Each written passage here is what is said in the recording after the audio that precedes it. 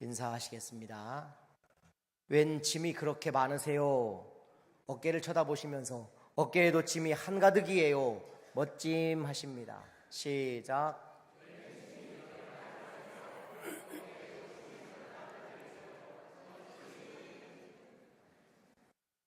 아무것도 안 하다가 멋짐만 하시는 분이 많이 계세요. 자, 가슴에 손을 얹고 우리 함께 고백하시죠. 하나님은 우리의 예배를 기뻐하심을 믿습니다. 하나님 우리 예배 가운데 임재하심을 믿습니다. 하나님은 예배를 통해 가장 확실하게 말씀하심을 믿습니다. 아멘. 큰아이가 고등학교 마치고 대학에 갈 때의 일입니다. 제가 큰아이에게 이렇게 이야기했습니다. 너는 이제 대학을 가는데 모든 학업을 멈추어라. 그리고 남자를 만나야 한다. 결혼이 남는 장사다. 그리고 2년 후에 둘째 아이가 대학을 가게 되었습니다. 둘째 아이에게도 저는 똑같은 이야기를 했습니다. 너도 이제는 모든 학업을 멈춰라. 대학을 가는데 가서 남자를 만나야 한다. 결혼이 남는 장사다. 제가 이렇게 이야기를 하고는 하나를 덧붙였습니다. 마침 큰아이가 옆에 앉아 있었어요. 그래서 이렇게 이야기했습니다. 우리 집은 순서고 뭐고 다 없다. 먼저 시집가는 놈은 양문형 냉장고를 사주지만 나중에 시집가는 녀석은 문짝 하나짜리다. 잘 선택해라. 결혼이 남는 장사다. 드디어 저희 집 문짝 하나짜리가 이번 주 토요일 날 시집을 가게 됐습니다. 사람들이 자꾸 물어봅니다. 진짜 문짝 하나짜리 사주냐고. 하나는 우리가 사주고 한 짝은 지가 샀다고 제가 이야기를 했습니다. 정말로 그렇게 말했을까 생각하시는 분 계세요. 진짜로 제가 그렇게 이야기했습니다. 결혼에는 하나님의 신비가 담겨 있지요. 어떤 신비입니까? 연합이라는 신비가 담겨 있습니다. 오늘 그 연합의 신비가 담겨 있는 삼위일체의 이야기를 하려고 합니다. 오늘이 삼위일체 주일입니다. 기독교는 유일신론을 고백하는 걸로 우리가 알고 있지만 기독교는 유일신론이 아니라 삼위일체론을 주장합니다. 이 삼위일체가 어렵습니다. 하나가 셋이고 셋이 하나라는 이 모순의 이야기를 우리가 받아들여야 하기 때문입니다. 그래서 다양한 비유로 설명을 합니다. 저희 집에서 제 아내는 저를 뭐라고 부를 것 같습니까? 저희 집에서 저를 뭐라고 부를 것 같습니까? 예? 예, 여보라고 하죠. 그게 어렵습니까? 그 쉬운 거를 여러분은 저를 뭐라고 부르십니까? 목사라고 부릅니다. 밖에서는 저를 모르는 사람들이 처음 만나면 저를 뭐라고 부를 것 같습니까? 사장님! 사장님으로 부르십니다. 그런데 제가 달라지나요? 저는 변함없이 저란 말입니다. 그런데 이런 설명도 정확하지 않습니다. 물이 고체와 액체와 기체가 있지요. 얼어있는 것과 그리고 녹아있는 것과 수증기가 되는 것. 그러나 결국 그것은 H2O, 물입니다. 이렇게도 설명하지만 이것도 정확하지 않단 말입니다. 태양으로도 설명합니다. 태양은 아버지고 빛은 아들이시고 열기는 성령이시다. 그런데 이것도 정확한 답이 아니란 말입니다. 다만 조금 이해를 도울 수 있는 정도의 이야기에 지나지 않습니다. 어렵습니다. 삼위일체는요. 세상사 모두가 몇 박자입니까? 4박자. 예. 궁짝 궁짝 궁짜자 궁짝 4박자 속에 사랑도 있고 이별도 있고 눈물도 있네. 여기까지입니다. 오늘은 노래가 잘 되는 날이에요. 송대관 씨의 네 박자. 숫자 4는 하나님의 숫자입니다. 하나님의 숫자가 아니라 인간의 숫자입니다. 그런데 숫자 3은 하나님의 수입니다. 완벽을 요하는 이 땅의 모든 진리들은 대부분 네 박자가 아니라 세 박자입니다. 불가에는 우리처럼 이렇게 법회할 때, 예배하는 법회를 할 때 삼귀의라는 것이 있습니다. 거룩한 부처님께 귀의합니다. 가르침에 귀의합니다. 스님에게 귀의합니다. 이게 삼박자입니다. 우리랑 비슷하죠? 삼귀의. 부처와 가르침과 스님은 하나다. 당과 인민과 어버이는 하나다. 들어보셨죠? 예. 영과 혼과 육이 세 박자, 입법부, 사법부, 행정부가 세 박자, 의식주가 세 박자, 지정의가 세 박자, 빛의 삼원소라 하지 사원소라 하지 않습니다. 따지고 보니 살면서 정말 중요한 건 다 세 박자입니다. 참 어렵습니다. 저는 개인적으로 사람들에게 오해를 받고 있는 게 있습니다. 그리고 저는 무척 그 오해가 불편합니다. 여러분 뭔지 아시겠습니까? 종종 사람들이 제게 물어봅니다. 목사님은 쌍꺼풀 수술을 언제 받았어요? 하고 물어봅니다. 저는 제가 어머니 뱃속에서부터 쌍꺼풀이 있는 걸 확인했었습니다. 그런데 자꾸 쌍꺼풀을 어디서 했냐고 물어보십니다. 아시다시피 제가 무척 조숙하지 않습니까? 그래서 이른 나이에 백내장 수술을 마쳤습니다. 수술 이후에 제 눈 위에 눈두덩이가 굉장히 두꺼워졌습니다. 그래서인지 자꾸만 쌍꺼풀 수술을 했냐는 질문을 받게 됩니다. 궁금하지만 미안해서 못 물어보는 사람이 더 많을 텐데 얼마나 많은 사람들이 저를 오해하실지 무척 불편합니다. 예뻐지는 수술이 나쁘다고 말하는 건 아닙니다. 다만 저는 자연산이라는 거 알아주시기를 부탁드릴 뿐입니다. 그런데 하나님도 오해를 받으시면 얼마나 불편하시겠습니까? 우리가 삼위일체의 하나님을 말하지만 사실 삼위일체를 완벽하게 설명하는 책이나 신학자가 있다면 이단입니다. 하나님은 인간의 언어에 갇히시는 분이 아니시기 때문입니다. 그보다 훨씬 더 크신 하나님이시기 때문이라는 겁니다. 그래서 언젠가 제가 이렇게 설명드렸죠. 애들이 바닷가에서 모래 구덩이를 파고 있습니다. 뭐하냐? 누가 물어봤어요. 물어봤더니 저 바다를 다 담아버리려고요. 이게 우리가 그 언어 안에 하나님을 담으려는 노력과 비슷할 수 있습니다. 우리가 아는 하나님은 훨씬 크신 하나님이십니다. 그럼에도 우리가 하나님을 알아야 한다면 그분을 가장 잘 설명한 표현이 뭐가 있을까? 그 불편함 속에서도 삼위일체라는 말이 그나마 가장 잘 표현한 내용일 것입니다. 사실 성경에 삼위일체라는 말은 나오지 않습니다. 오히려 구약 성경을 보면 삼위일체가 아니라 유일신 사상입니다. 신명기 6장 4절을 한번 보실까요? 같이 읽습니다. 시작.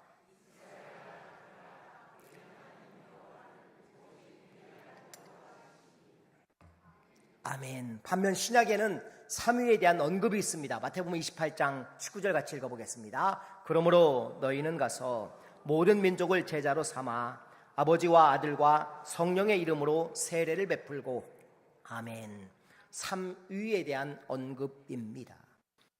여러분 우리가 성찬식을 할 때 영어로 뭐라고 부르느냐? 이거를 홀리 커미니언이라고 부릅니다.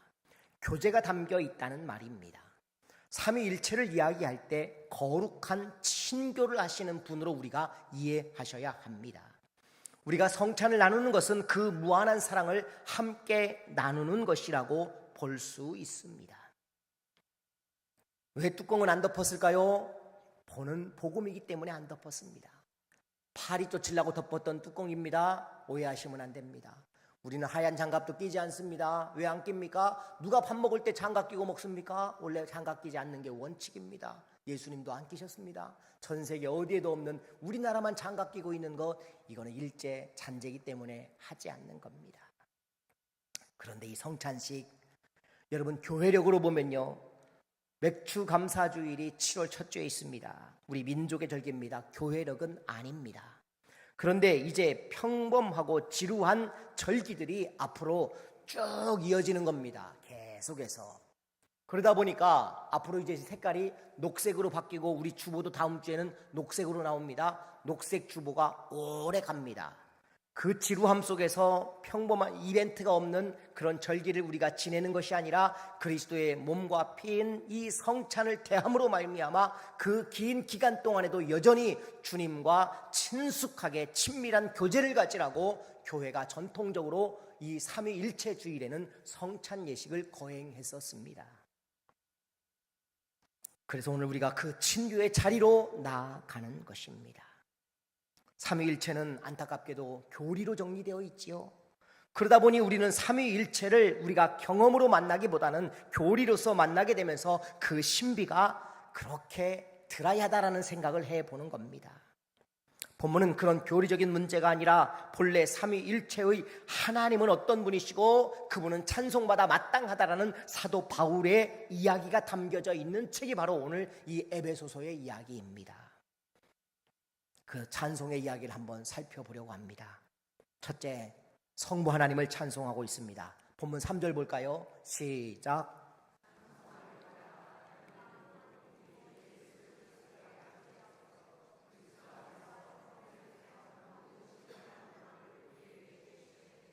아멘. 자, 바울이 지금 찬송하고 있습니다. 어디 보면 나오느냐? 6절 띄워주시겠습니다. 6절 시작.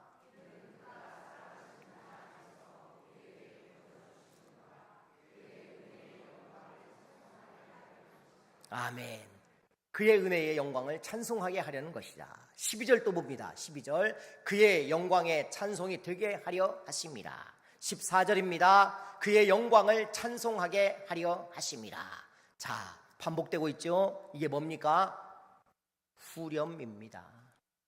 후렴이고 그 사이사이에 누구를 찬송하는가를 우리가 보는데 그 첫 번째가 누굽니까? 바로 성부 하나님을 찬송합니다. 3절에서 읽었습니다. 우리 주 예수 그리스도의 아버지께라는 말이 나오지 않습니까? 성부 하나님을 찬송하고 있는 것입니다. 그런데 지금 바울은 어떤 상태일까요? 그는 옥중에 있습니다. 그런데 찬송합니다. 그냥 습관을 넘어서 감정에 이끌려 힘겨워 부르는 찬송이 아니라 하나님의 자녀가 된 것에 구원의 감격 때문에 찬송할 수밖에 없는 것입니다. 여러분, 웨스트민스터 소요리문답을 우리가 옛날에는 많이 알았지 않습니까? 요리문답 1번이 뭡니까? 사람의 제일이 되는 목적이 무엇입니까?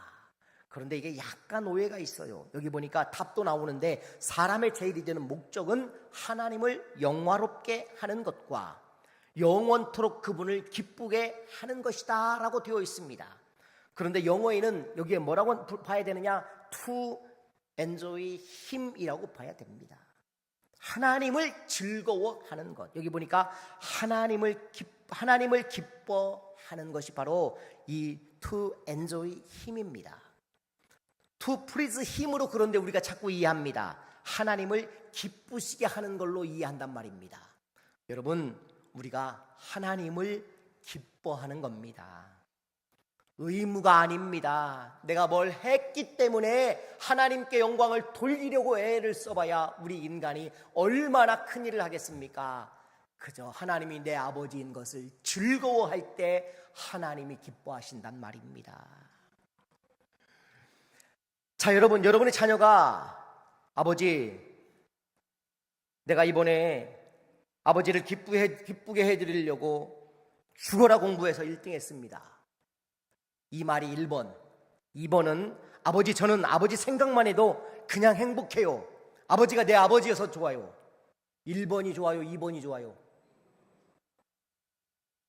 자, 손을 듭니다. 손 안 들면 지옥 가는 걸로. 자, 손을 듭니다. 자, 1번 손 드세요. 1번 없습니다. 자, 2번 손 드세요. 예, 2번. 자, 맞습니다. 이 말은요, 하나님을 영화롭게 하는 것과 영원토록 그분을 기쁘시게 하는 것이라는 이 말은 하나님 한 분만으로 우리가 그냥 즐거워하는 존재입니다, 여러분. 바울의 찬송은 바로 이 아버지만 생각해도 행복한 그 찬송이 지금 나오고 있다는 겁니다. 이사야 43장 21절 보실까요? 시작.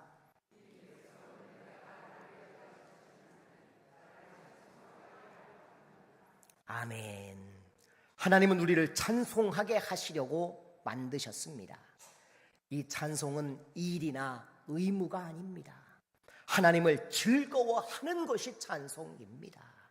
시편 150편 6절을 보실까요? 호흡이 있는 자마다 여호와를 찬양할지어다. 할렐루야. 호흡이 있으면 누구나 하나님을 즐거워할 수 있어야 한다는 말입니다. 그 찬송의 이유를 바울이 이야기하고 있었던 것입니다. 예수 그리스도의 아버지께서 성부 하나님 아닙니까? 그 하나님을 찬송합니다. 그런데 그 찬송함의 이유가 뭐냐? 4절 5절에 나옵니다. 같이 읽어보겠습니다. 4절 5절 시작.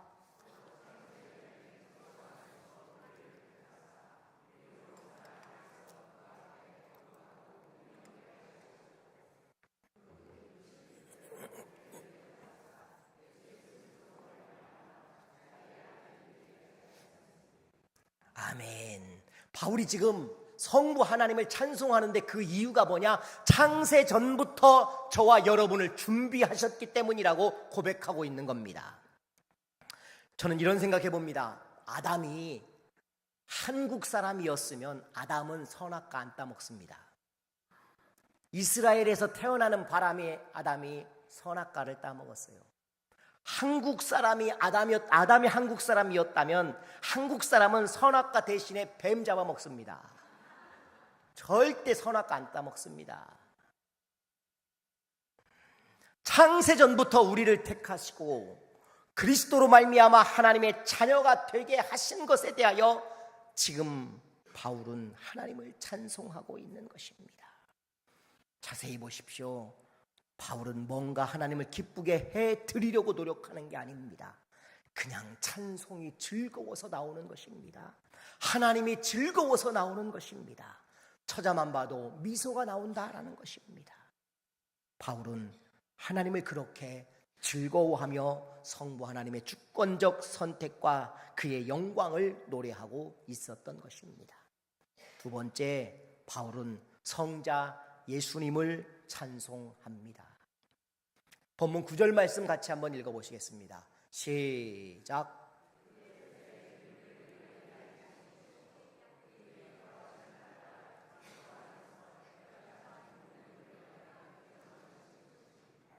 아멘. 여기 그리스도를 찬양해야 하는 이유까지 이제 언급이 되는데 7절 8절을 한번 또 읽어보면요, 이렇게 나옵니다. 그의 피로 말미암아 속량을 얻었기 때문에. 8절에서는 지혜와 총명을 우리에게 넘치게 하셨다. 자, 이게 무슨 말이냐? 예수님의 피로 말미암아 우리의 모든 죄가 용서함을 받았음을 알게 하시는 지혜가 우리 안에 풍성하게 채워졌다라는 말입니다. 그래서 우리가 예수 그리스도 그분을 찬송한다라고 이야기하고 있는 것입니다. 그런데 9절 다시 한번 보면 그의 뜻의 비밀을 우리에게 알리신 것이요. 여기 보니까 비밀이라는 단어가 나옵니다. 그런데 원어에는 뭐라고 나오느냐? 이 단어가 미스테리온이라고 되어 있습니다. 이게 미스테리입니다. 근데 원래 비밀이라는 말은 시크릿이라는 단어를 쓰지 않습니까? 여기에서 그 단어를 쓰지 않고 미스테리라는 단어를 쓴 것입니다. 엄청난 신비라는 것입니다. 세상이 아무리 설명해도 깨닫지 못하는 비밀 같은 수준이지만 그러나 우리에게는 이미 알게 하시는 놀라운 신비, 그 지혜를 주셨단 말입니다. 이게 얼마나 대단한 일입니까? 아무리 말을 해도 하나님이 오셨다고 해도 못 믿어요. 하나님을 알고 예수 그리스도를 믿고 있다면 내 모든 죄가 저 십자가의 용서함을 받았다고 말해도 이해하지를 못해요. 그런데 우리는 이해할 수 있는 풍성한 지혜를 주신 것에 찬송한다라는 말입니다. 할렐루야. 그리고 여기에 또 재미있는 단어가 등장합니다. 경륜이라는 단어가 9절에 등장합니다. 그의 기뻐하심을 따라 그리스도 안에서 때가 찬 경륜을 위하여라고 기록합니다. 경륜은 뭐냐? 하나님의 구원하시는 계획이라는 겁니다. 오이코노미아라는 헬라어를 쓰고 있는데 이 단어는 경륜이라는 단어인데요. 이 오이코노미아라는 단어는 한 집안 안에서 경영할 수 있는 것, 관리하는 것을 말할 때 오이코노미아라는 단어를 사용하는 것입니다. 여러분, 그 하나님의 집에, 하나님의 나라의 경영하심의 원리가 저와 여러분을 구원하시는 데에 목적을 가지고 있다는 의미가 경륜이라는 사실입니다. 이 얼마나 아름다운 일입니까? 저와 여러분을 구원하시려고 하시는 겁니다. 하나님의 경영 원칙 안에, 예수 안에 저와 여러분이 있음에 감사하시기 바랍니다. 요즘 우전초등학교가 스마트 학교를 짓는다고 다시 건축을 지금 하면서 운동장이 없습니다. 그래서 저희 교회 지금 우리 교회 풋살장을 체육 시간에 체육 선생님들이 와서 아이들과 지금 사용하고 있습니다. 뭐 아이들을 위해 내어줄 수 있어서 너무 감사한데, 청소년 센터에서 일하시는 선생님 한 분이 저에게 물어봐요. 목사님, 학교에서 선생님이, 체육 선생님이 비밀번호를 공유하자고 그러는데 어떻게 할까요? 그래서 제가 이렇게 말했습니다. 다 내줘도 비밀번호는 안 됩니다. 선생님이 불편하시더라도 열어주셔야 됩니다. 이분도 의아한 거예요. 목사님은 굉장히 열린 분으로 생각하는데 왜 공유하지 않습니까? 주차장도 다 내주는데 왜 안 줍니까? 물어봅니다. 제가 이렇게 말했습니다. 그것까지 다 내주면 자기들이 주인인지 알기 때문입니다. 여러분, 바울은요 온통 예수님을 자랑합니다. 왠 줄 아십니까? 자기 인생의 주인이 바뀌었거든요. 자기 인생의 주인이 완전히 바뀌었거든요. 예수님이 이제 주인이고 자기는 아무것도 아닌 거예요. 그분이 주인 되어버린 것입니다. 그래서 그는 이렇게 노래하죠. 갈라디아서 보세요. 6장 14절 시작.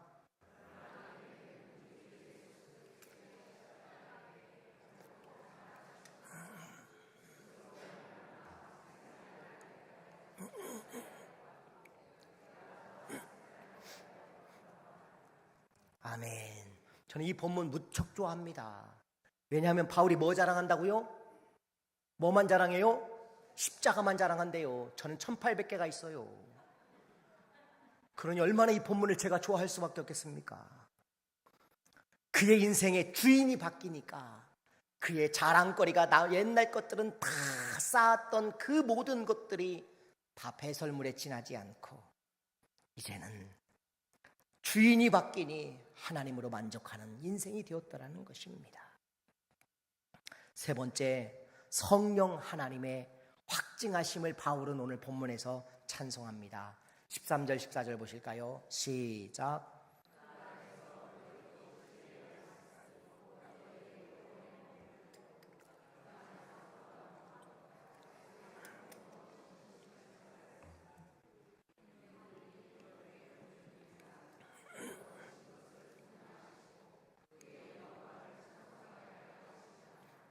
아멘.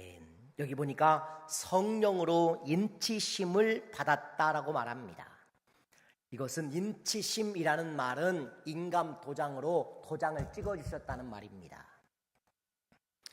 그 도장으로 너 이제 내가 관리한다. 하나님이 도장 찍으신 게 성령의 임재하심이에요, 여러분. 학교에 불이 났습니다. 모두들 학교 운동장에 나와가지고 대피하고 있는데 선생님이 이론 체크를 했더니 2명이 안 보입니다. 반장을 급하게 찾았어요. 2사람이 안 보인다 했더니